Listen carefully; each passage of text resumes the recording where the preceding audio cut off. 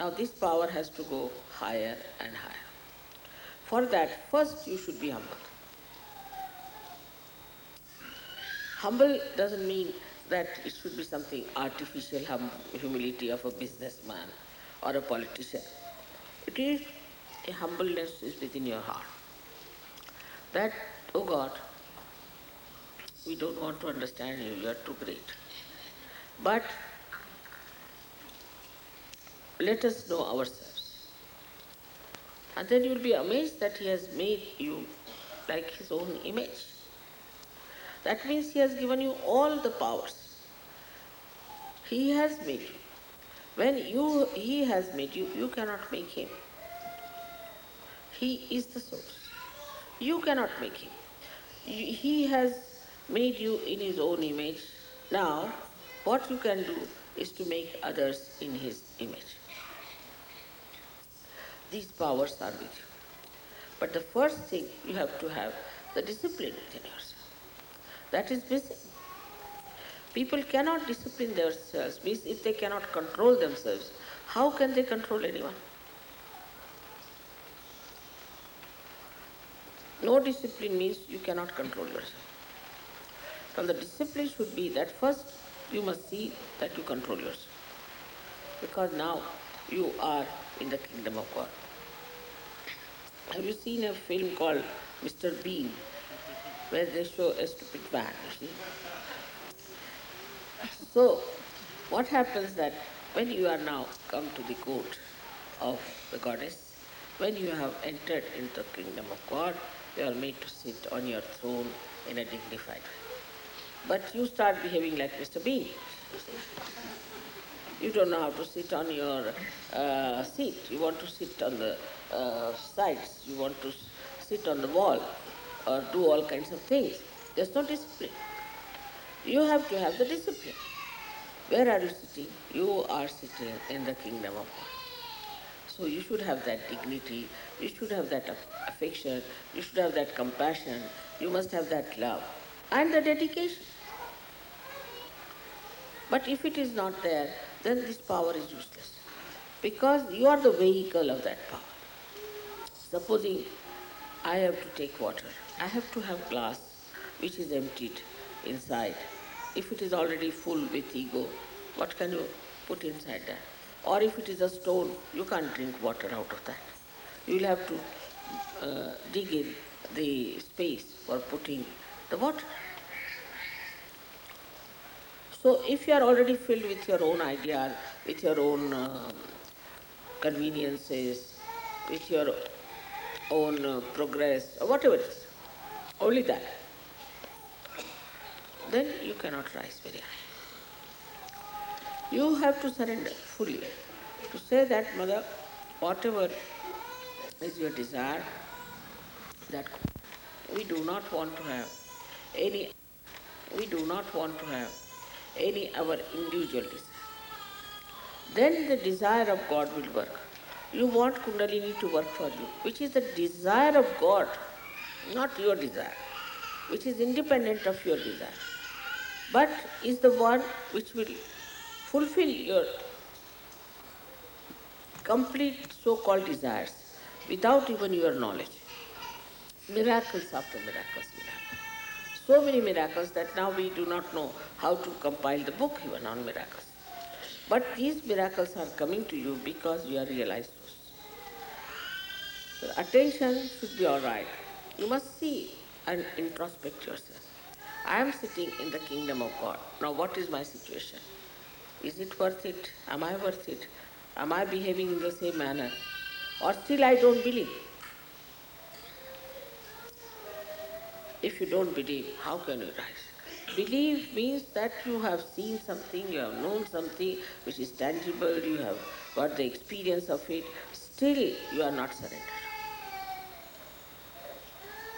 If you surrender to the will of God, then everything is taken charge. It will never let you down, no question. And everything, all things which look like mountains of difficulties and obstructions, you will surpass just like an aeroplane goes over it. You won't have any problem whatsoever. There's no discipline of meditation. Discipline of meditation, of divine work. Discipline of following the will of God. That's not there. Unless and that discipline comes in, what you are doing is something so mundane and stupid. Useless, wastage of your life, have no dignity for yourself. So now as Sahajogis, we have to have that discipline of meditation. Then the power, the Samba. She knows you so well. She knows your past. She knows what sort of a person you are. Once you start introspecting and seeing within yourself what is wrong with me, and to reach that state of complete equilibrium, what have I to do? Is to first of all, you have to meditate. There is no way out, I must tell you. There is no way. Somebody said, Mother, I've given up eating this, I've given up eating that, nothing. Mother, I do this and I stand on my head, nothing. You must meditate. And the meditation should be little bit in the morning and little bit in the evening. And don't see your watch when you are meditating.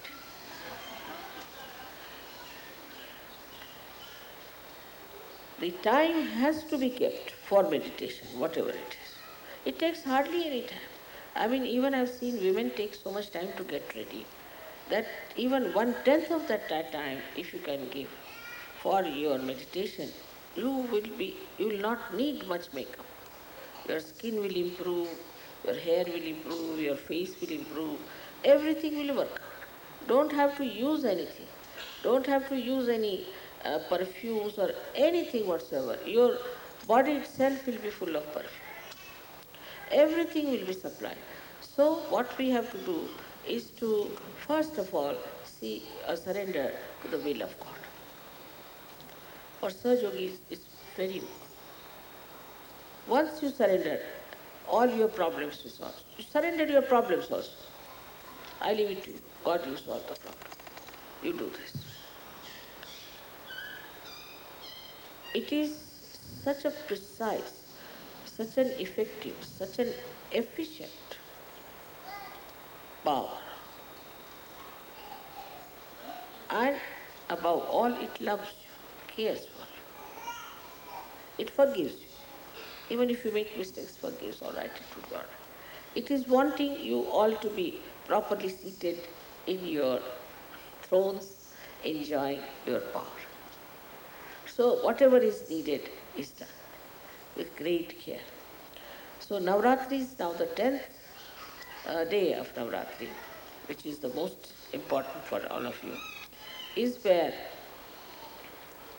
this Param Chaitanya has become active. And by its activity, you should know it is become very powerful. And that now, anybody who tries to be nasty with you, tries to trouble you, I don't have to worry at all. It will take care of it. All wrong things you have done, all bad karmas you have done, you will be rewarded for that.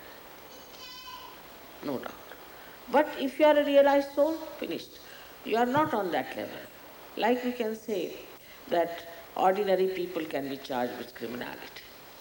But supposing you rise to a higher status of kinghood, then nobody can charge you. You are above the law. In the same way, it has happened with you that nobody can touch you, nobody can destroy you, and nobody can hamper your progress. Only it is you who can do it. And nobody can harm me. No Rakshasa can harm me. He has never done so. But it is you who can harm me. Because in this life I have taken you into my body and I am working it out in my body. Everything, your cleansing, everything. Which is a difficult task. But in the beginning only, this power went to Adam and Eve and told them that you must have the knowledge. So that promise has to be fulfilled, and that has to be done. Though it's a very hazardous task, especially in the West, I find it is very hazardous to make people understand that they are the part and parcel of the whole. It's a very difficult task. They talk of big, big things. I've seen people write articles nowadays that nothing is substantial, uh, science is so limited, it has not solved our problem. All these big, big books they are writing. But if you write to them now, then we have found out something, they don't want to see. They don't want to meet you. They have nothing to do with it. So I don't know what sort of seekers they are with such a big ego balloon in front, and they are seekers. What are they seeking? The ego, the balloon, supposing you have a big balloon and you drop in the water, what will happen? The balloon will take here and there and there and here. You have no destination. In the same way, they are without any destination, saying that we are seeking, we are doing this, we are doing that. Without any destination, without any understanding, without any meaning to their life. Absolutely useless people. They are worth nothing. We have to try as much as possible how many we can see. But those who do not want to come, there is no need. There is no need for us. They have to ask for it. They have to humble down, and they have to say that we want to come to you. Then only we have. I never write any letter to anyone, please come to my program. All these gurus used to write to all the actors and musicians and all. I never write.